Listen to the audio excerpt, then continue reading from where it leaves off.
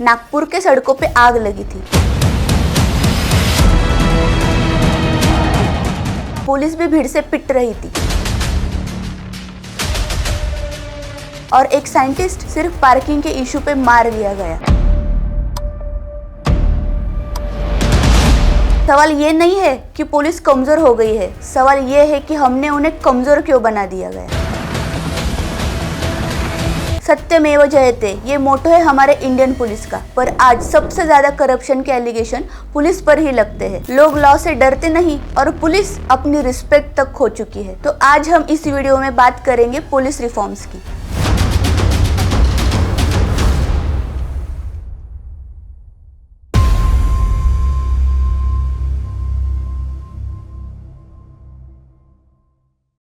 एक वक्त था जब आईपीएस बनना एक सपना होता था, पर रियलिटी काफी अलग है। नागपुर के दंगों में एक रूमर की वजह से शहर में राइट्स खड़े हुए, पब्लिक प्रॉपर्टी जली, पथराव हुआ, पुलिस पे भी हमला हुआ, एक महिला कांस्टेबल को मॉलेस्ट तक किया गया। ये सिर्फ एक एग्जाम्पल नहीं है। Abhishek Swankar, he was a scientist in the field of silver nano particles, सिर्फ इसलिए मार दिए गए क्योंकि उन्होंने पार्किंग के इशू पे पुलिस कंप्लेंट की बात की थी। Rape cases, brutal murder, hit and run के केसेस, ये सब हम रोज सुनते हैं। ये होने की असली वजह कहीं ना कहीं हमारे वीक लॉ एंड ऑर्डर होना ही है। और दूसरी साइड ये भी है कि हर दिन कहीं ना कहीं किसी पुलिस पर्सनल्स को अपने फर्ज और परिवार के बीच में जूझना पड़ता है। कभी जनता का गुस्सा, कभी सिस्टम का दबाव, और इन सब के बीच पुलिस का असली लक्ष्य जनसेवा कहीं ना कहीं खो जाता है। अब चलते हैं हिस्ट्री की तरफ, जहाँ से ये प्रॉब्लम स्टार्ट हुई।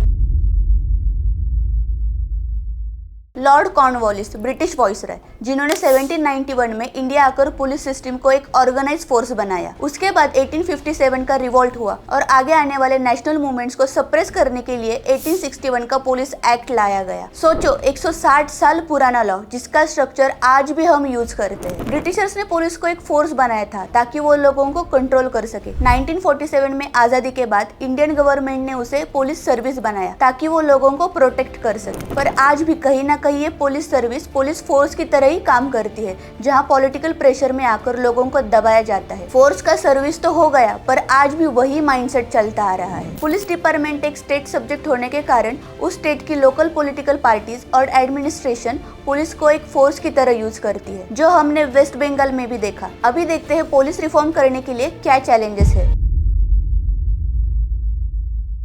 यूएन के अकॉर्डिंग हर 1 लाख लोगों पर 222 पुलिस होने चाहिए। इंडिया में ये नंबर सिर्फ 154 है, मतलब अंडर स्टाफ और over work force. Indian justice report के हिसाब से 22% पुलिस वैकेंसीज है। बीपीआरडी के हिसाब से लगभग 5 लाख से ज्यादा पोस्ट खाली है। इसका मतलब ये है कि जब इमरजेंसी होती है तो पुलिस फोर्स ऑलरेडी स्ट्रेच होती है। ज्यादा ओवर टाइम, कम रेस्ट, ये बर्नआउट का सीधा रेसिपी है। हर गवर्नमेंट के आते ही ऑफिसर्स की ट्रांसफर हो जाती है।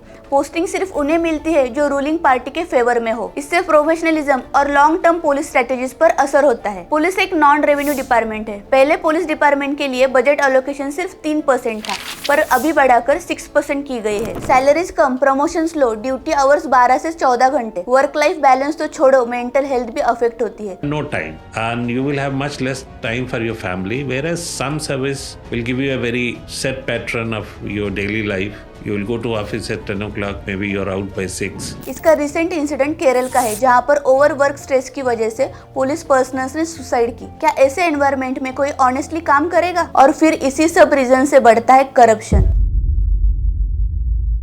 कई केसेस ऐसे भी है जहाँ पे पुलिस खुद प्रमोशन लेना नहीं चाहती, क्योंकि वहाँ पे करप्शन के लिए स्कोप तो है, पर साथ में ही वर्क लाइफ बैलेंस भी मेंटेन होती है। Cyber crimes, financial frauds, data theft, ये नए जमाने के क्राइम्स है। पर हमारे देश के कुछ स्टेट्स में अभी भी पुलिस स्टेशन में पेपर फाइल्स और आउटडेटेड टेक्नोलॉजी यूज होती है। ट्रेनिंग मॉडल्स पुराने हैं, इक्विपमेंट आउटडेटेड है। जब तक पुलिस फोर्स मॉडर्न टूल्स और डिजिटल स्किल्स नहीं सीखेगी, तब तक नए चैलेंजेस का सोल्यूशन मुश्किल है। हालांकि टेक्नोलॉजी के फील्ड में धीरे धीरे चेंजेस हो रहे हैं, जैसे कि कॉलोनियल टाइम के एक्ट्स, आईपीसी, सीआरपीसी को रिप्लेस करके भारतीय न्याय संहिता, भारतीय सुरक्षा संहिता जैसे नए एक्ट लाए गए हैं, जिसमें एडवांस टेक्नोलॉजी एडॉप्ट हुई है। हो सकता है आने वाले समय में यहाँ कुछ चेंजेस दिखाई दे। देखते हैं पास्ट में रिफॉर्म्स करने के लिए क्या अटेम्प्ट्स हुए हैं। ईयर 1902-1903 की ये रिपोर्ट देखिए, और इंडिपेंडेंस के बाद नेशनल पुलिस कमीशन की 1977 की ये रिपोर्ट देखिए। दोनों में सिमिलर ही रिकमेंडेशन मिलेंगी, मतलब कुछ भी नहीं बदला। इंडिया में सेवरल टाइम्स कई सारे कमिटीज ने ने पुलिस रिफॉर्म्स की मांग की है, जैसे कि 1998 का रिबेरो कमीशन,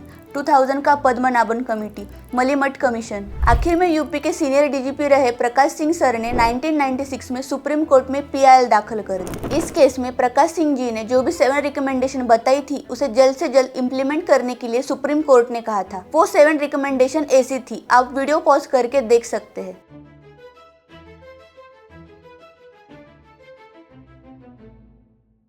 अब देखते हैं इसके सॉल्यूशंस क्या है। पीएम मोदी ने 2022 में बोला था 1 नेशन 1 यूनिफॉर्म, बट यूनिफॉर्म बदलने से सिस्टम बदलेगा? जब तक हम 1861 वाले कॉलोनियल लॉ के इन्फ्लुएंस से छुटकारा नहीं पाते तब तक असली रिफॉर्म्स पॉसिबल ही नहीं है। आज हम cyber crime, terrorism, fake news जैसे 21st सेंचुरी के चैलेंजेस फेस कर रहे हैं, पर क्या हमारी पुलिस फोर्स इसे इफेक्टिवली टैकल कर पाती है? हमें डिसेंट्रलाइज पुलिसिंग का मॉडल चाहिए, जहाँ पुलिस पर्सनल्स और कॉमन पीपल में ट्रस्ट बिल्ड करना होगा, मेंटल हेल्थ सपोर्ट के लिए ट्रेनिंग देनी होगी और transparent grievances redressal system adopt करनी होगी, फ्रीडम और डिग्निटी देनी होगी। वो भी एक इंसान ही है जो हमारे लिए, इस देश के लिए रोज अपना सब कुछ रिस्क पे लगाते हैं। Let's not just demand a better policing, let's build a system जिसमें पुलिस भी इंसान बन सके और पब्लिक भी सेफ फील कर सके। Reform begins not just in parliament but in mindset.